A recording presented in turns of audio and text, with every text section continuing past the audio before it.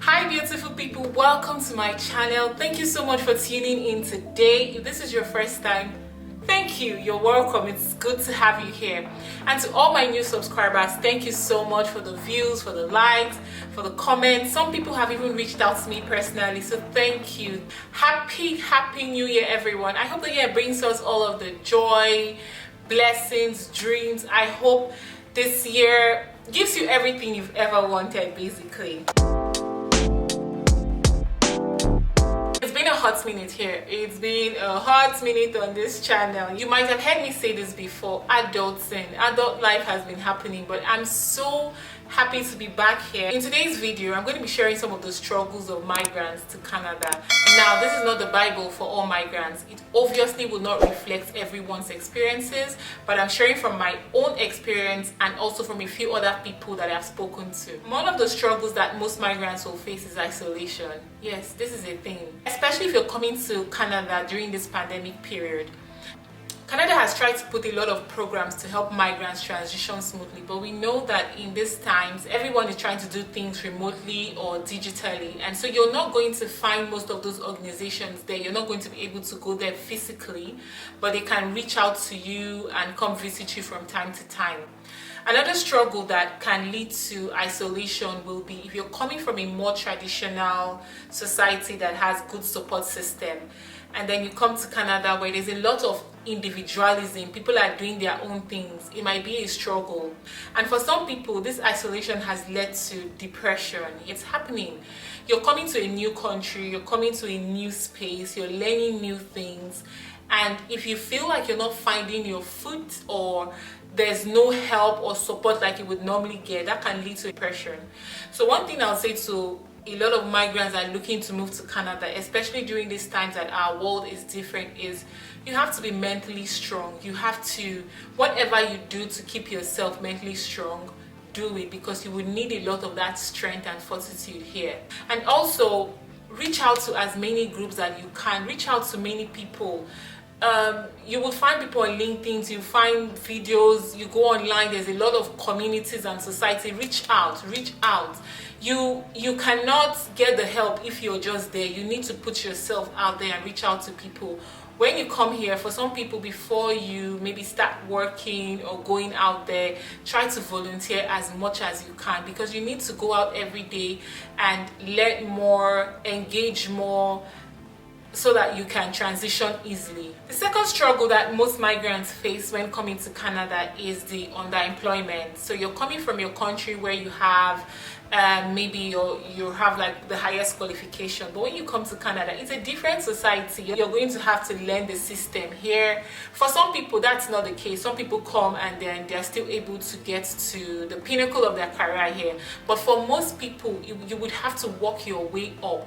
Some people start with very little jobs and then work their way up, and these are people who are very qualified in various fields that they are coming from. Some people you would also find that most people would want to go back to school here just because you want to measure up. If you're coming to Canada, better be prepared and keep an open mind. Most importantly, I would say be open to learn, be open to change. It doesn't matter if you're starting with very little jobs, as long as you have the focus to work your way up, then there's a lot of opportunities here for you. So the third thing I would say that most migrants face is the cultural differences. Language barrier too can be a thing. You're going to be learning how people take jokes, how people approach things. And say for instance, I'm Nigerian, so I'm coming from a place where the way we express ourselves to most Canadians will be different. So I have to learn how to I have to learn how to breach that language barrier. I used to think that I can speak English, but I've spoken to a lot of people maybe during work and they'll be like, pardon me, I don't get your accent.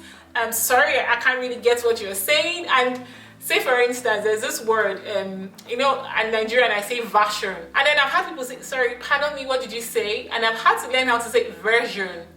I'm not even sure I'm pronouncing it correctly, but I know that when I say it this way, it helps them to understand me better. And we just move on. So you're going to face a lot of cultural differences, language barrier.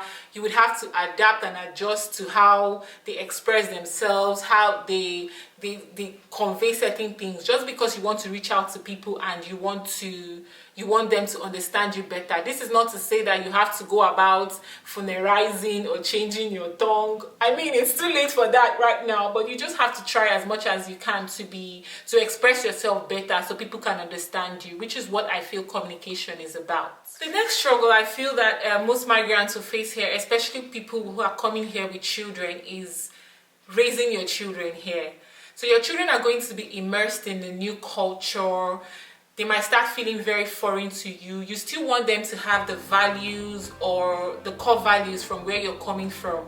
But for them, it's going to be a struggle because they have you at home with your own values, but they are also learning new cultures, new ways of expressing themselves. For some parents, it's a struggle having their kids keep their cultural identity and also identify with a new society.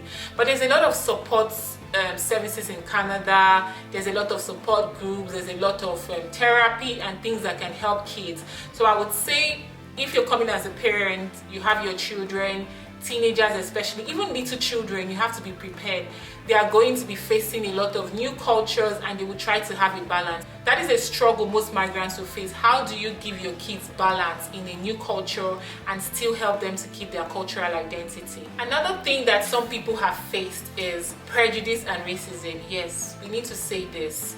Canada is a progressive country. Because of how diverse the community is, they keep making laws so that everyone is included. But unfortunately, you're still going to have one or two bad eggs. Personally, I haven't experienced any of that, but I've also spoken to some people who have. So some people will come to you with a lot of racism and prejudice. That's why initially I said you have to be mentally prepared.